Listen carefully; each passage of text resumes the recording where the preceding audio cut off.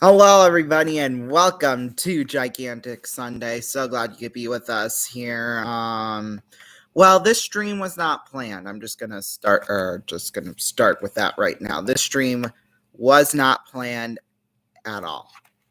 However, though, due to some events that happened last night, and with YouTube deciding to be big a-holes about that, we'll say, I have to come out and make this video. So obviously last night was a great night. Had so much fun, just with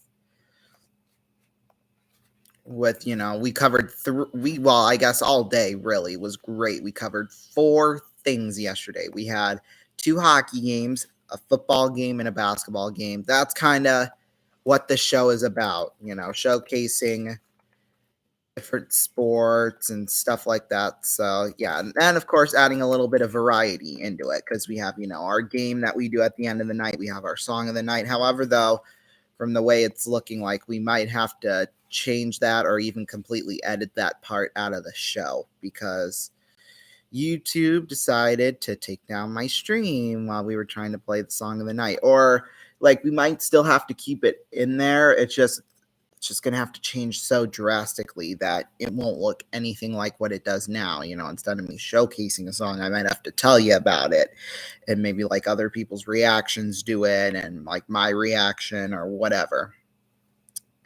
So yeah, so that's probably what's going to happen. Luckily enough, we won't have any streams I guess we will next Saturday, but because we have the Rangers at Pittsburgh in the NHL next Saturday. That's right before the Youngstown Muskies game on Saturday. So, which I'll get more to here in a little bit. But yeah, that's going to. So from now on, we're probably are going to have to change the format of how we do the song of the night. So yeah, unfortunately, just with YouTube and stuff, I don't want to risk anything really, to be honest with you. So yeah, so we're going to change the format of the song of the night from now on, just so that something like last night doesn't happen again. I know I don't like that, but you know what, that's just the best way to go about it without YouTube being penis heads about that there. I like that word. So yeah, all right. But yeah, other than that, last night was wonderful. We got a great basketball game and stuff. It was really nice. The Bandits absolutely blew out the competition, and we got a great hockey game too last night as well. So, I mean, I am going to recap the Muskies game from last night because it was that good. The Muskies, way better team, and just kind of what was at stake, really. Let's just be honest. What was at stake in terms of being in the second place spot and what team's playoff chances were on the line, I guess you could say. So yeah, so we'll get to that here in a minute, and then we will also preview what next week has in store for us right here on RBN. Well, I guess technically this week, and of course it is daylight savings time, so we had to push forward an hour. So yeah, in fact, we're just going to get right straight into that game from last night because why not? The Muskies, for those of you who don't know, they were in Tri-City last night. I mean, if you all watched the stream last night, you would have known that. Plus, it's in the community tab with the schedule for the week and stuff. So, obviously, you all knew this game was going to happen here. So, we'll just kind of start from the beginning and kind of go straight throughout the end, like we usually do for a game recap. It started early I guess it didn't really start early, but it was just sort of a lasting thing throughout the period. Like, one thing happened and then the next thing happened, and then it was like a long time before the next thing happened, and then all of a sudden all hell just broke loose, if that makes sense. So yeah, let's get into that right now. It started out, with a Tri-City penalty and a Sioux City penalty, within 2 minutes of each other. Okay, whatever. So and so, right? But then just kind of all hell broke loose with just over 2 minutes left. We had an unsportsmanlike called on us, which was interesting at best. We'll just keep it like that. But that led into a oh god, it was so confusing because of what happened next in terms of trying to figure out, was it 4-on-4? Was it 4-on-3? Was it 5-on-3 or whatever? And then a goal ended up screwing things up too. You'll see why here in a second. But yeah, so Tri-City had a penalty, and then we had an unsportsmanlike topped off with that. So yeah, and then just 20 seconds later, all hell broke loose again. One of our guys, Finn Loftus, he got 2 minutes for roughing, and then a 10-minute misconduct, which is common, I guess. Well, not so on the misconduct part, but whenever there's a tussle after a whistle, expect something to happen. And then there was a roughing double minor from Tri-City, Trevor Connolly, the best player on the team.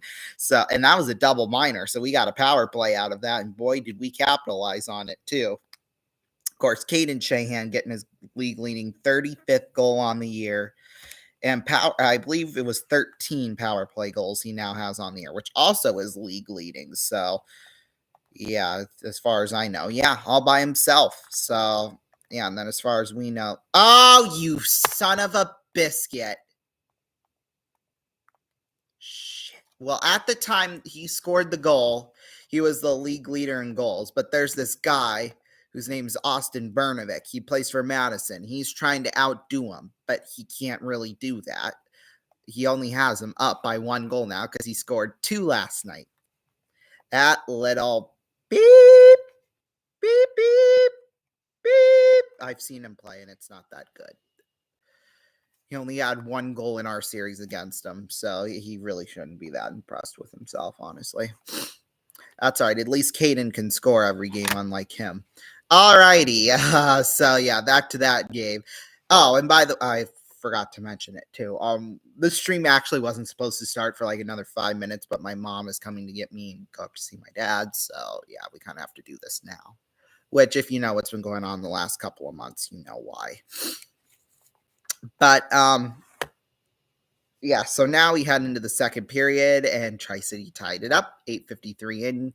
Cameron Briere, we'll forget about him. And then Muskies took the lead. Ethan Gardula, 14th on the year. And then in the third period, we took a 3-1 lead. But it was on an empty net, so it wasn't that significant. But then Tri-City scored with 8 seconds left. Can't really do much about that, obviously. But yeah. So yeah, the game ended us winning 3-2, which was key because Cedar Rapids was taking on Waterloo. Waterloo, they were just 1 point behind us. And they got shut out by Cedar Rapids 3-0. Cedar Rapids, they're just barely clinging on to that one playoff spot. So yeah, the final playoff spot, them in Chicago, it's going to be a flip-flop back and forth.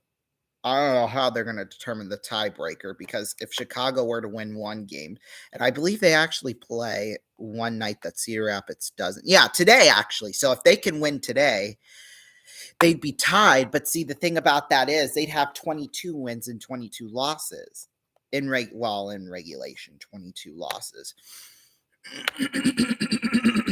Excuse me. However, though, the problem with that be the Cedar Rapids has the same thing, so I don't know what they would determine. I can't remember how they would determine the tiebreaker after that, though. That's the thing.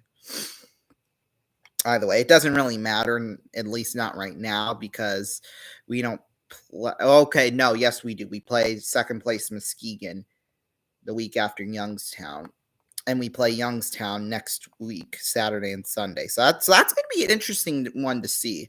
Youngstown, they've got 4 straight losses on the year so far. And Sioux Falls just broke an 8-game losing streak. And then they went on a 3-game winning streak. And then they lost in overtime last night. So at least they're getting back to the team we know they are. And we will actually be seeing them on Wednesday night. So, yeah. And then Fargo, almighty Fargo. Nobody's going to be able to catch them, at least not right now. And I mean, there could be a possibility too where we see them in the playoffs, whether it's in the conference final or well, that would be the only time we would probably get to see them if we kept that second place spot, unless we go on this crazy run these last 10 games and win all 10 of them. and we jump all the way up. Well, we wouldn't even be able to catch Fargo. However, though, I think to be honest with you, we've already clinched a playoff spot. It's just now you got to think, hey, we've already clinched the playoff spot. That's good. We just got to stay in second place. We have to figure out a way to stay in second place. And if we can do that, we're golden. That would be the mindset of the team right now, at least in my opinion. Hey, we've already clinched a playoff spot. Don't worry about it. Only worry about being in second place. So, yeah. Ooh, Youngstown, they have a 3-game weekend this weekend. That's interesting. And then I think they're going to have another one next week too. Oh, wait, no, Youngstown doesn't play Friday night. Well, neither does Sioux City, but Sioux City plays Wednesday night, though, which is going to be interesting. All right, whatever. But, yeah. So now let's get into the preview of next week, because there's kind of a lot going on, honestly, not just kind of in my personal life and on here. And when I say personal life, I mean school, because we're going to have a test Tuesday. We're going to have one for sure on Wednesday. It could potentially be 2. If not, that test would get moved to Thursday, which is going to be even better, honestly. I love it. So, yeah, it's not going to affect the schedule anyway, but it's just I'm going to be busy. That's all. So, there might not be as much pre-filmed content as you would probably like. But that's okay. It really is okay. Yeah, well, let's get to the schedule next week, because Wednesday night, all programming on RVN is going to be moved back 1 week, so it'll go past the.